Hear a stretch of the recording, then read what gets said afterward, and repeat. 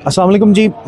रजब भट्ट जो कि शादी की वजह से उसके बाद शेर का बच्चा मुकदमा बना, फिर उसके बाद कराची में तौहीने रसालत का मुकदमा जो है बना।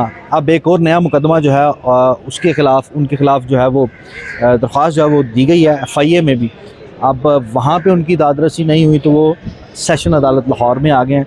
सैयद शहज़ादा अदनान साहब, रजब भट्ट एक यूट्यूबर है, आप उसको कैसे देखते हैं? पहले तो मैं आपका शुक्रिया अदा करूँगा, आपने साहब नहीं कहा, ये दिली खुशी हो। ठीक है। दूसरे रजब भट्ट को कैसे देखते हैं ये अब आपको बताने लगे। ऐसे जो साहबा कराम की शान में गुस्ताखी की है, तो गुस्ताख को कैसे देखा जा सकता है कि नहीं? बहुत बड़ा सवाल कि इस्लाम का मजाक बनाना, ये शख्स वो है, इसकी हिस्ट्री है।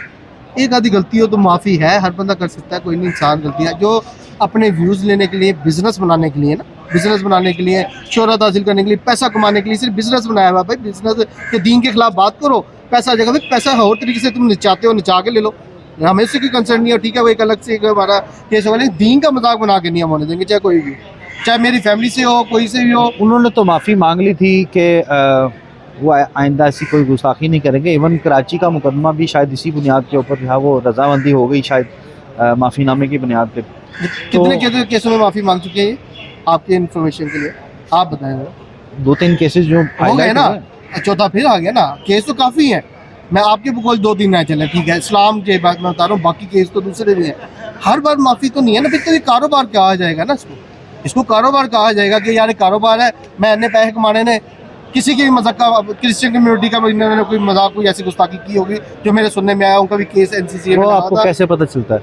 पता किसी ने बताया था, इसकी अथेंटिकेशन शायद हो ना हो, लेकिन मैं बता रहा हूँ कि हर चीज़ का मजाक, यानी कि पैसा कमाना है ना, शोहरत लेनी है, अब ये भी नहीं पता। देखें, हम तो इदारों से अपील करेंगे, ये केस मैं NCCA में दरख्वास्त दोबारा से दूंगा, अदालत में लाऊंगा, इसका चेकअप कराया जाए। इसके पीछे कोई बैरून मुल्क की ताकत तो नहीं है कि मुल्क में इंतशार फैलाना, मजहबी लड़ाई कराना, इदारों के खिलाफ बकवास कराना, आपस में आवाम में इदारों में लड़ाई क्लैश पैदा कराना कि हमें इंसान नहीं मिला और ये पीछे पैसा लगा दे, हम इदारों के खिलाफ बोले, हमारा पाकिस्तान की साथ कमज़ोर हो, हम नहीं चाहते। हम ये अपने क्या कहते हैं इदारे, जो हमारे साइलेंट इदारे हैं, हम उधर भी जाएंगे, हम कहेंगे इसका चेक कराएं।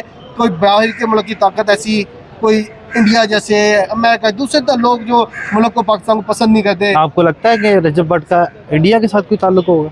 सर मैं ये नहीं कह रहा, ये हमारे इदारे बताएंगे, क्योंकि देखें गलती एक होती है तो बार बार आपने कहा ना कि सर मैं कह रहा हूँ मुझे शक है, मुझे शक है। देखें ना, मुझे तो देखें ना, एक दफ़ा गलती होती है इंसान से, बार बार गलती करने वाला कौन होता है?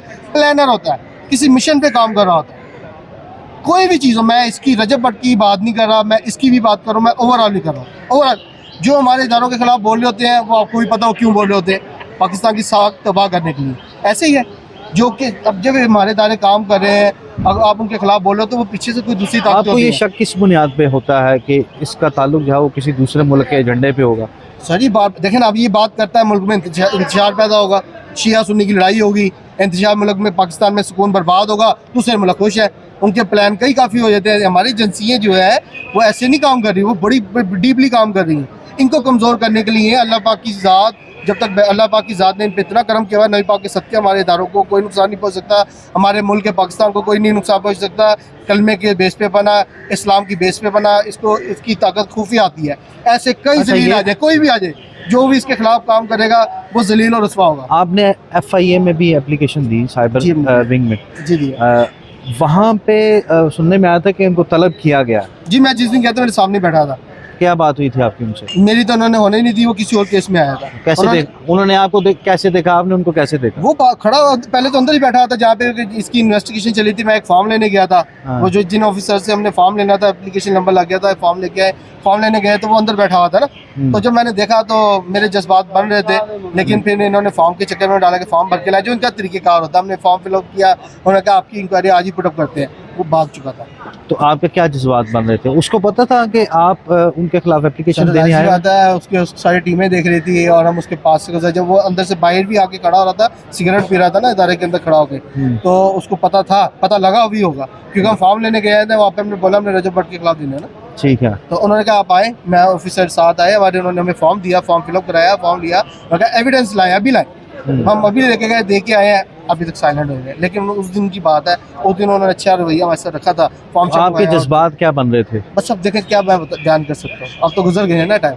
तो उसको देख के तो एक तो रोना अभी आ रहा था कि गुस्ताख सामने बड़ा, हम बेबस हैं, क्या करें, इदारे में लड़ते हैं तो इदारे की साख बदनाम होती है। जब लोग कहेंगे कि इन पे इत्मीनान उठ गया, हमारा इत्मीनान इन पे कायम है, इंशाल्लाह हमें इंसाफ मिलेगा। ऐसा नहीं है कोई दीन का मजाक बनाने वाला और हमारे इदारे इंसाफ ना दें, ऐसा नहीं हो सकता। इंसाफ मिलेगा, ना मिलेगा तो आगे आप देखते हैं इंशाल्लाह स्टेप बाई स्टेप क्या होता है। अच्छा, आपके वकील साहब खड़े हैं। अच्छा ये बताइएगा, आपने एप्लीकेशन दी है 22 से 22B की, इसमें कितनी देर में ऑर्डर जो है वो हो जाता है और क्या फ़ैसला होता है अक्सर औकात जब इस तरह के केसेस सामने आते हैं? सर ये अपना जो रिपोर्ट है ये पहले पुलिस इन्वेस्टिगेशन करेगी, उसके बाद ये अपने कमेंट्स पेश करेंगे अदालत के अंदर, देन फिर जो जज है इस पर हमें वो बताएंगे, उसके बाद फिर हम अपनी फाइट जारी रखेंगे इस पर।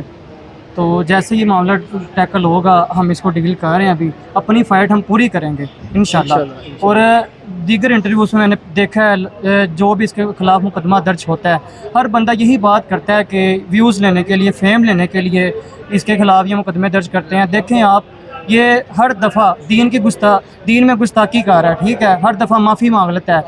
क्या इतना ही आसान है, ये इतना ही सस्ता हो गया हमारा दीन? क्या अगर शहजाद साहब ये बताएं, अगर वो फिर से हाफिज़ साद रिजवी साहब के पास जाके माफ़ी मांग लेता है और ये एक वीडियो रिकॉर्ड कर देता है, फिर आप क्या कहेंगे?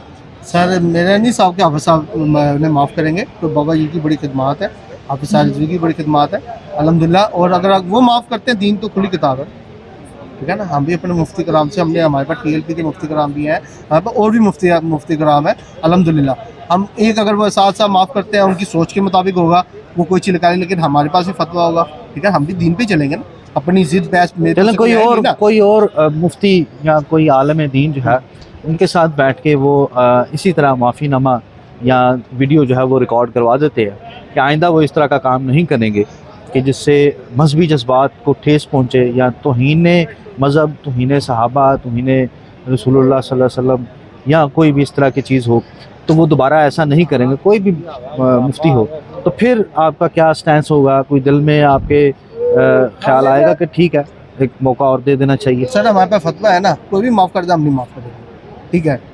दीन कोई मजाक नहीं है। गलती किसे कहा जाती है? जो बार बार करे वो मुनाफिकीन है, जो बार बार करे वो मुनाफिकीन है। जो एक दफ़ा करे उसको इस्लाम भी माफ़ करता है और इंसानियत का भी हक़ है माफ़ करना। जंगें लड़ी गई, जंग के दौरान जो आते गए, इस्लाम कबूल करते गए, उन्हें माफ़ किया, उनको मुकाम मिले, है ना। जंगों के दौरान भी जो नबी पाक सल्लल्लाहु अलैहि वसल्लम के दौर से सहाबा कराम ने लड़ी, कुफारों के खिलाफ, मुनाफिकीन जो मुनाफिकीन थे साथ रह के मुनाफिकत करते रहे ना, वो सहाबा कराम तो नहीं है ना। तो ये मुनाफिकीन, ये मुनाफिकत है कि बार बार करना, ये बिजनेस है इसका, ये मुनाफिकीन है, इसकी गलती काबिल कबूल नहीं है। देखें, उम्मत मुस्लिमा का साद रिजवी का दिल नहीं दुखाया, किसी और मुफ्ती का दिल नहीं, उम्मत मुस्लिमा का दिल दुखाया, ठीक है। हमने फतवा लिया हुआ है, हमारे पास किससे फतवा है? बस हमारे जो हमारे उलमा कराम है, अभी डिस्क्लोज नहीं करेंगे, इंशाल्लाह आगे करेंगे, दिखाएंगे भी, ठीक है ना। हमने फतवे लेके रखे हुए हैं, अगर कोई माफ़ करता है हम नहीं माफ़ करेंगे, क्योंकि इस्लाम सबका है, अपना बनाया हुआ इस्लाम तो है। अगर आपकी दरख्वास्त सुनी ना गई, आपकी एप्लीकेशन सेशन कोर्ट से भी रिजेक्ट होगी, फिर क्या करेंगे? आगे बहुत इदारे हम पूरी फाइट करेंगे, आखिरी दम तक करेंगे, जब तक ज़िंदगी रहेगी, करते रहेंगे। आगे अल्लाह की ज़ात बैठी है, नबी पाक के सदक़े इंशाअल्लाह अल्लाह पाक करम करेगा, दुरूद की फजीलत से गुस्ताखों का मुँह तोड़ेंगे हम इंशाअल्लाह। और जो कोई भी स्टेप होंगे वो वक्त के साथ साथ होंगे हमारे, ठीक है। हम अभी पहले कुछ नहीं कह सकते, हम इदारों को क्यों बदनाम करें, हम यहाँ बातें करें, अंदर से इंसाफ मिल जाए, ऐसा नहीं है। जब नहीं मिलेगा फिर बताएंगे, फिर सामने में नाम लेंगे उनके कि इन्होंने हमें इंसाफ नहीं दिया, और जिसने दिया होगा हक पे, मेरे कहने पे नहीं। अगर दीन में आपने एक बात अच्छी की, अगर दीन में उसकी गुंजाइश है और मैं जबरन लगाऊं, तो फिर मेरे पे भी जाती है, मैं वो तस्लीम। लेकिन इस शख्स के लिए नहीं है, ये मुनाफिकीन है, इसने बार बार की है ना, उस पर फिर पैसा भी कमा रहे हैं, ठीक है। ये तो पता लग गया ना, बिजनेस की खातिर है, ये चक्कर है सारा, और तो कोई नहीं है। कहते हैं मशहूर होना है ना, कि चौधरी चपेट मार तो मशहूर हो जाता है, ये तो वो काम कर रहा है मशहूर, पैसा कमाने के लिए। क्या जी, दीन का मजाक बनाया, पैसा कमा लिया, हमारी खिदमत है। हमारे मेरे ख्याल फर्स्ट टाइम शायद फेस पे आए हो इसके इस मामले में, नहीं तो हमारे तो लोगों को पता ही नहीं है। हमने अंदर खाते इतने केस किए, हमें शोहरत चाहिए नहीं है, हमने कभी मीडिया पे आकर बताया हमने ये काम किया, जरूरत नहीं है। अल्लाह की ज़ात में अजर देती है, यही काफ़ी है हमारे लिए। Thank you sir, thank you, शुक्रिया।